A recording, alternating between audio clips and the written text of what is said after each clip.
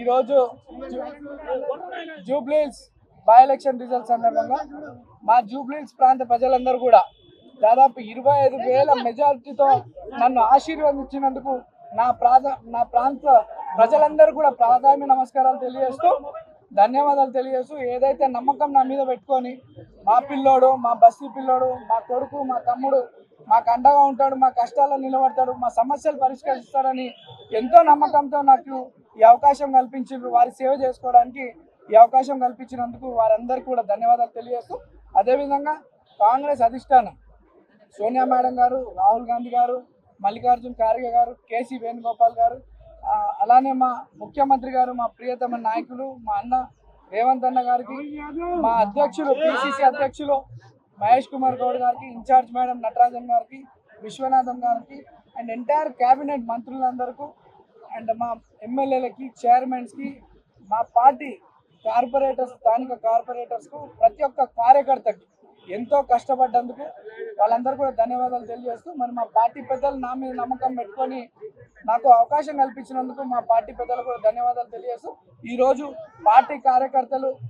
Entire Congress party system అంతా జూబ్లీహిల్స్లో ఎంతో కష్టపడి కాంగ్రెస్ పార్టీని నన్ను ఇక్కడ గెలిపించుకోవడానికి నిరంతరం కృషి చేసినటువంటి ప్రతి ఒక్క కార్యకర్త నుండి ముఖ్యమంత్రి వారికి, అధిష్టానం అందరూ కూడా ధన్యవాదాలు తెలియజేస్తూ, ఏదైతే ప్రజలు నా మీద నమ్మకం పెట్టుకొని ఇక్కడ అభివృద్ధి చెందుతుందని, భవిష్యత్తు బాగుంటుందని నమ్మకంతో ఇచ్చినారో దాదాపు 200 కోట్లతో అభివృద్ధి కార్యక్రమాలు చేపట్టినాం గతంలో. ఇప్పుడు ఈ యొక్క ఇంత మంచి ఆశీర్వదించారు పెద్దలు ముఖ్యమంత్రి గారి దృష్టికి మా ప్రాంత సమస్యలన్నీ కూడా తీసుకెళ్ళి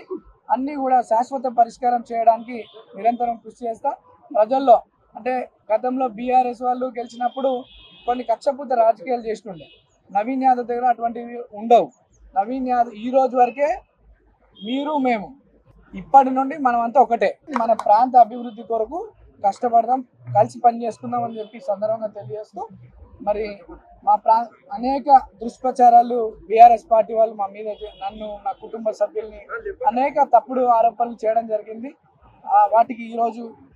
ఈ సమాధానం మా ప్రజలు వాళ్ళకి ఇచ్చినారు. ప్రజలందరూ కూడా మరోసారి ధన్యవాదాలు తెలియజేస్తూ, అందరికీ కష్టంలో తమ్ముడుగా కొడుకుగా ఉంటానని చెప్పి తెలియజేస్తూ, పత్రికా సోదరులు, మీడియా సోదరులు మా యొక్క కష్టాన్ని, మా యొక్క ప్రచార విధానాన్ని ప్రజల్లోకి మీ ద్వారా కూడా చాలా వెళ్ళింది, ప్రజలకు నమ్మకం కలిగింది మా మీద. దానికి కూడా మీ పత్రికా సోదరులకి, మీడియా సోదరులకి అందరూ కూడా ధన్యవాదాలు తెలియజేస్తూ, జై కాంగ్రెస్.